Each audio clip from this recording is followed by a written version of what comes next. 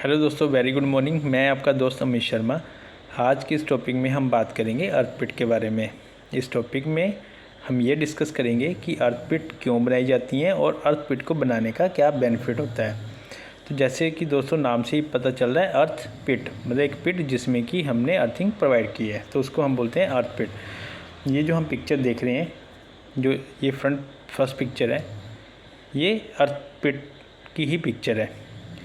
अब अर्थपिट में देखिए हमने एक खड्डा खोदा हुआ है और इसके अंदर में हमने एक कॉपर की जो प्लेट है उसको जो है हमने ज़मीन में धंसा हुआ है और इसके ऊपर से हमने एक फ्लैट जीआई की जो स्ट्रिप है उसको हम अपर साइड में लेके आए हैं। इंडस्ट्री के अंदर में जो अर्थपिट बनाई जाती हैं उनमें जो मैक्सिमम टाइम है वो हम या तो जीआई प्लेट का यूज़ करते हैं या फिर हम कॉपर प्लेट अर्थिंग का यूज़ करते हैं और उसकी जो कंस्ट्रक्शंस होती है वो सेम ऐसी ही होती है जैसे कि यहाँ पे दिखाया गया। तो यहाँ पे प्लेट लगी हुई है, यहाँ पे सेंटर में एक पाइप है और इस पाइप में होल है। तो और ये साइड में जो है वो इस कॉपर प्लेट से स्ट्रिप कनेक्ट की गई है। यहाँ पे एक स्ट्रिप इधर है और एक स्ट्रिप इधर में है और ऊपर में यहाँ पे बस बार बनाया गया। अभी ये जो स्ट्रिप है इस प्लेट के साथ कनेक्टेड है। प्लेट क्यों लगाएगी? क्योंकि प्लेट जो है वो इसका जितना ज़्यादा एरिया रहेगा उतनी ज़्यादा ये हमारे अर्थ के कॉन्टैक्ट में रहेगी, तो ये जो है कंडक्टिविटी बढ़ाने का काम करती है। और ये जो पिक्चर है, इस पिक्चर में ये बताया गया है कि जब हम अर्थपिट बनाते हैं तो जो अर्थपिट है उसकी डायमेंशंस क्या रहेंगी और अर्थपिट बनाते हुए हमें किन किन जो हम बोल सकते हैं इसमें जो कंडक्टिव मटेरियल्स हैं वो किस किस तरह के कंडक्टिव मटेरियल इसमें इंसर्ट किए जाते हैं। तो दोस्तों सबसे पहले हम बात करेंगे कि अर्थिंग होती क्या है। तो earthing is the process connecting the equipment and electrical system and devices directly to the ground. इसका मतलब ये हुआ कि अर्थिंग एक ऐसा प्रोसेस है जिसमें कि हम इक्विपमेंट्स को, इलेक्ट्रिकल पावर सिस्टम्स को और डिवाइसेस को डायरेक्टली ग्राउंड के साथ में कनेक्ट करते हैं।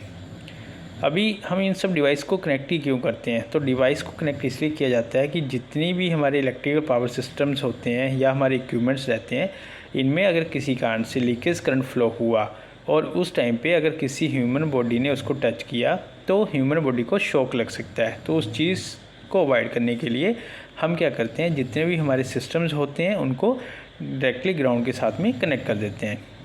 तो ग्राउंड के साथ कनेक्ट कैसे करेंगे? ग्राउंड के साथ कनेक्ट करने के लिए हम क्या करते हैं, कोई भी इक्विपमेंट है उसके ऊपर में या तो जीआई की वायर या जीआई की स्ट्रिप्स अर्थ स्ट्रिप को कनेक्ट करते हैं और ये जो अर्थ स्ट्रिप्स होती हैं ये बैक एंड पे अर्थपिट के साथ कनेक्टेड होती हैं। सेकेंड है, earthing is use to provide the protection to the human body against the leakage current flowing through the equipment. मतलब कि ह्यूमन बॉडी की प्रोटेक्शन के लिए हम जो है अर्थिंग का यूज़ करते हैं कि अगर किसी कारण से इक्विपमेंट में से लीकेज करंट फ्लो हो रहा है तो वो ह्यूमन बॉडी में से पास ना हो, ताकि ह्यूमन बॉडी को उससे शॉक ना लगे।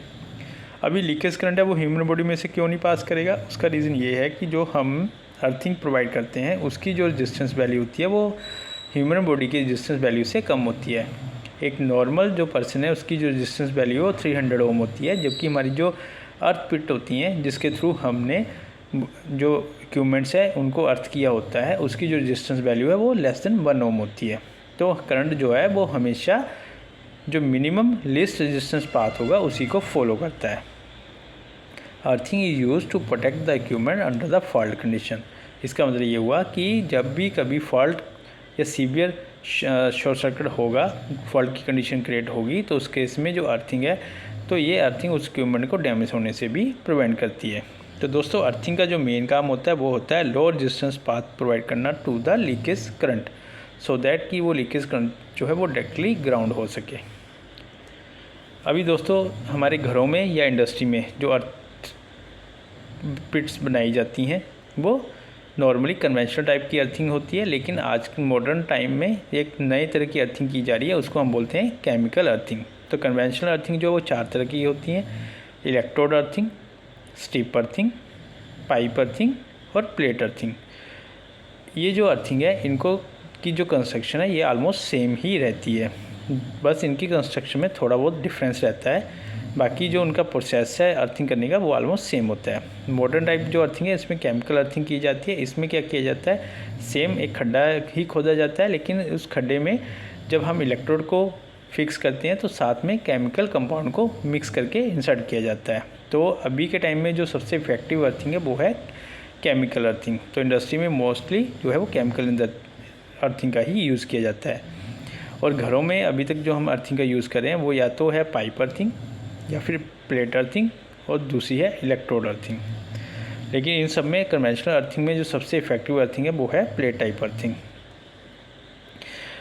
अभी इस पिक्चर में जो है हमने अर्थिंग की टाइप को दिखाया हुआ है कि ये जो अर्थिंग है एक पाइप टाइप अर्थिंग है। इस पिक्चर में हमने दिखाया है इलेक्ट्रो टाइप अर्थिंग को और इस पिक्चर में हमने दिखाया है प्लेट टाइप अर्थिंग को। तो इन सब को अगर हम देखें तो इन सबको एक खड्डे में ही जो है वो इलेक्ट्रोड्स को फिक्स किया जा रहा है।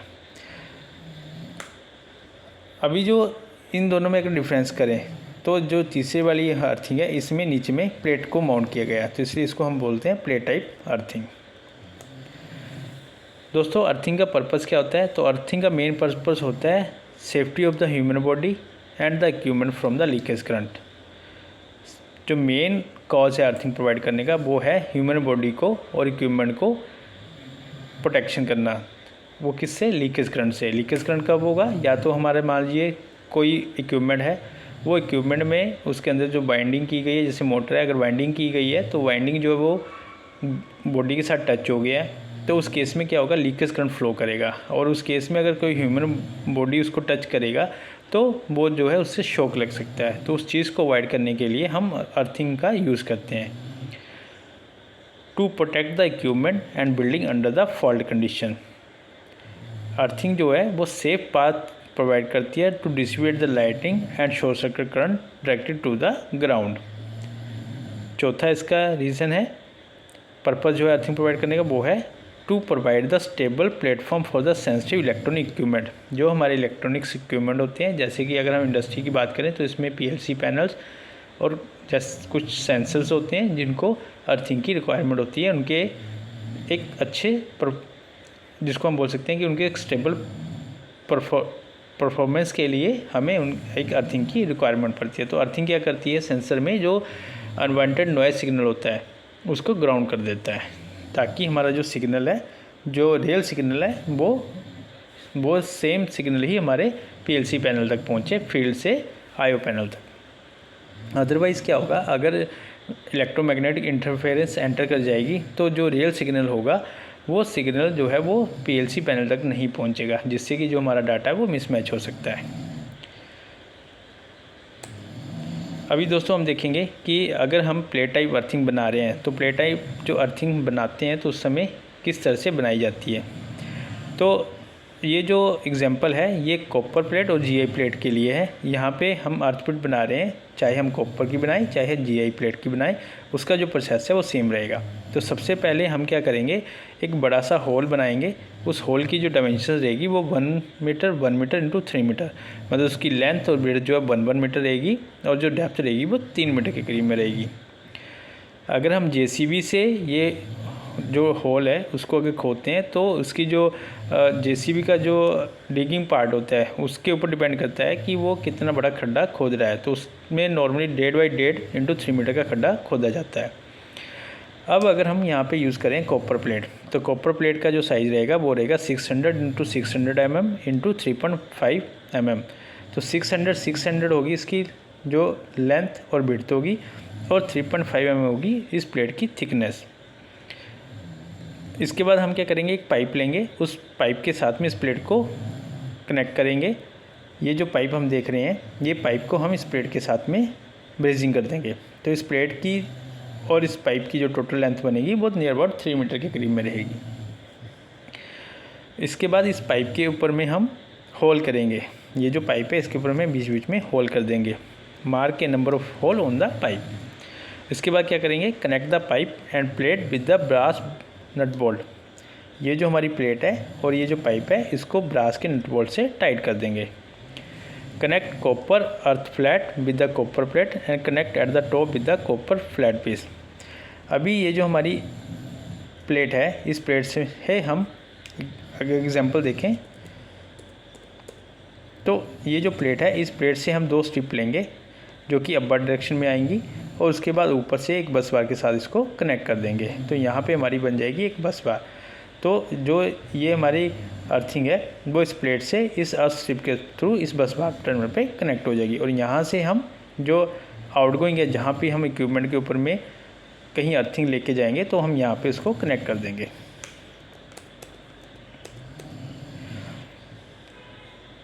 Now connect the earth wire with the earth pit, तो ये वो वायर हम यहाँ पे कनेक्ट कर देंगे, ठीक है। उसके बाद हम क्या करेंगे, अभी ये जो हमने खड्डा खोदा इसके अंदर हमने प्लेट फिक्स कर दी ज़मीन में। अब इसमें हम बीच में डालेंगे, सबसे नीचे में डालेंगे हम सैंड। उसके बाद एक लेयर हम डालेंगे इसके ऊपर में चारकोल की, फिर उसके बाद एक लेयर हम डालेंगे नमक की, फिर उसके बाद हम इसके ऊपर में डाल देंगे सॉइल थोड़ी सी। फिर हम ये स्टेप को फिर से रिपीट करेंगे, फिर हम इसके ऊपर में चारकोल डालेंगे, नमक डालेंगे और फिर इसके ऊपर में हम सॉइल डाल देंगे। अभी क्या है दोस्तों, जब हम प्लेट को ज़मीन में फ़िक्स कर देते हैं तो फिक्स करने के बाद क्या होता है कि ये जो प्लेट है ये जो हमारी सॉइल होती है उसके कॉन्टेक्ट में आ जाती है। अभी हम यहाँ पे सैंड डाल रहे हैं और चारकोल डाल रहे हैं, तो चारकोल जो है वो नमी को मेंटेन करने में हेल्प करता है, और जो हमारा नमक है वो एक जब हम पानी के साथ मिक्स करेंगे तो एक इलेक्ट्रोलाइट सॉल्यूशन बनाएगा जिससे वो कंडक्टिविटी बढ़ाएगा उस एरिया की। अब नमक ने एक बार कंडक्टिविटी बढ़ा दी, लेकिन इस कंडक्टिविटी को लॉन्ग टर्म तक मेंटेन करने के लिए हम इसमें चारकोल का यूज़ करते हैं। अब दोस्तों ये जो पाइप है, ये पाइप में जो हमने होल किए थे ऊपर में फनल लगाई है, इसी क्यों लगाई है, तो दोस्तों टाइम के साथ क्या होता है कि जो हमारी अर्थ पिट है उनकी जो रेजिस्टेंस वैल्यू है वो भी रिड्यूस होने स्टार्ट हो जाती है। तो इस पाइप के थ्रू हम क्या करेंगे, इसके अंदर में पानी डालेंगे, और ये जो पानी है धीरे धीरे रिश्ता इन होल के थ्रू हमारे जहाँ पे अर्थ पिट हमारी कनेक्टेड है, अर्थ पिट में प्लेट है और यहाँ पे जो सॉइल है और यहाँ पे चारकोल है और नमक जो है ये इसमें मिक्स होगा। तो ये धीरे धीरे जो हमारी अर्थ पिट है इसकी जो रेजिस्टेंस वैल्यू है उसको फिर से डिक्रीज़ करेगा, ताकि ये एक लो रेजिस्टेंस पाथ लीकेज करंट को प्रोवाइड कर सके। दोस्तों जो हमारे घरों में यूज़ होती हैं अर्थ पिट, अगर उसकी हम रेजिस्टेंस वैल्यू को मेज़र करेंगे तो उसकी रेजिस्टेंस वैल्यू को 5 ओम से कम आ रही है, तो इसका मतलब है कि वो अर्थ पिट सही है। लेकिन यही अगर अर्थ पिट हम इंडस्ट्री में यूज़ कर रहे हैं, पावर जनरेशन हाउस में यूज़ कर रहे हैं, तो वहाँ पे जो हमें अर्थिंग की वैल्यू है वो डिफरेंट जो हमारी लोकेशंस हैं डिफरेंट लोकेशन पे डिफरेंट मिलेगी। अगर हमारा पावर जनरेटर हाउस है तो वहाँ पे इसकी रेजिस्टेंस वैल्यू लेस देन 1 ओम होनी चाहिए। अगर यही अर्थिंग हम किसी इक्विपमेंट को दे रहे हैं तो इसकी वैल्यू लेस देन 2 ओम रहनी चाहिए। दोस्तों हम कैसे चेक करेंगे कि जो हमारी अर्थ पिट है वो सही से वर्क कर रही है कि नहीं। जैसे अगर घरों में है तो घरों में हम अर्थिंग के लिए इक्विपमेंट तो प्रोक्योर कर नहीं सकते, तो उस केस में हम कैसे चेक करेंगे, तो उस केस में हम क्या करेंगे, जैसे हमारे पास लैंप होते हैं जैसे बल्ब है तो उसको हम एक फेस सप्लाई देंगे और लैंप को जो न्यूट्रल है वो हम अर्थ से प्रोवाइड करेंगे। अगर हमारा लैंप प्रॉपर्ली ग्लो कर गया तो इसका मतलब यह है कि हमारी जो अर्थ पिट है वो ओके है। सेकंड, इंडस्ट्री में हम इसको चेक करने के लिए अर्थ टेस्टर का यूज़ करते हैं। अर्थ टेस्टर के अंदर में 4 पॉइंट्स होते हैं, C1, C2, P1, P2। तो C1 और P1 को हम आपस में शॉर्ट कर देंगे और उसमें से एक वायर को कनेक्ट करके हम जो हमारी अर्थ पिट है, अर्थ पिट के जो बस बार कंडक्टर है वहाँ पे कनेक्ट कर देंगे। इसके बाद जो C2 और P2 टर्मिनल्स हैं, तो C2 टर्मिनल और P2 टर्मिनल, एक टर्मिनल को हम 15 मीटर के डिस्टेंस पे लगाएंगे इलेक्ट्रोड को, और दूसरी इलेक्ट्रोड को हम सेम लाइन में 50 मीटर के डिस्टेंस पे इंसर्ट करेंगे। उसके बाद हम जो हमारा अर्थ पिट टेस्ट है, अगर डिजिटल वाला है तो टेस्ट पुश बटन दबाएंगे, अगर एनालॉग वाला है तो उसमें हैंडल रहेगा, उससे हम 160 RPM पे रोटेट करेंगे। अगर रोटेट करने पे हमारी जो रेजिस्टेंस की वैल्यू है वो लेस देन 2 ओम आ रही है तो इसका मतलब है कि हमारी अर्थ पिट जो है वो प्रॉपर्ली वर्क कर रही है। तो इस तरह से हम चेक कर सकते हैं कि हमारी जो अर्थ पिट है वो सही से काम कर रही है या नहीं। अब हम बात करते हैं कि अर्थ पिट की एप्लीकेशन। तो अर्थ पिट का जो यूज़ है वो घरों में अर्थिंग प्रोवाइड करने के लिए किया जाता है, इंडस्ट्री में यूज़ किया जाता है, इंडस्ट्री में पावर सिस्टम में, इलेक्ट्रिकल पैनल में, इक्विपमेंट में और इंस्ट्रूमेंट अर्थिंग का यूज़ किया जाता है। जहाँ पर भी पावर अर्थिंग होती है उसको हम ग्रिड में कनेक्ट करते हैं। ग्रिड में इसलिए कनेक्ट करते हैं क्योंकि किसी भी इक्विपमेंट को जो हम अर्थिंग प्रोवाइड करते हैं तो हम डबल अर्थिंग प्रोवाइड करते हैं। डबल अर्थिंग जो है वो इंश्योर करने के लिए कि किसी भी कंडीशन में हमारी जो इक्विपमेंट है अगर कोई अर्थिंग फेल हो जाती है तब भी जो हमारा इक्विपमेंट है उसमें का जो लीकेज करंट है वो ग्राउंड हो सके। और जब भी हम दो अर्थिंग को आपस में कनेक्ट कर देंगे, मतलब एक किसी बॉडी पे दो अर्थिंग पॉइंट कनेक्ट कर देंगे, तो जो टोटल रेजिस्टेंस वैल्यू है वो भी डिक्रीज़ कर जाती है इलेक्ट्रिकल पावर जनरेशन हाउस में और बिल्डिंग में। तो जो अर्थिंग है, अर्थिंग दोस्तों बहुत ही एक क्रूशियल पार्ट है इलेक्ट्रिकल सिस्टम का। अर्थिंग का यूज़ बेसिकली ह्यूमन बॉडी की प्रोटेक्शन के लिए किया जाता है, और इंडस्ट्री के अंदर में अर्थिंग का use human body as well as जो इक्विपमेंट्स होते हैं उनकी प्रोटेक्शन के लिए भी किया जाता है। Thank you.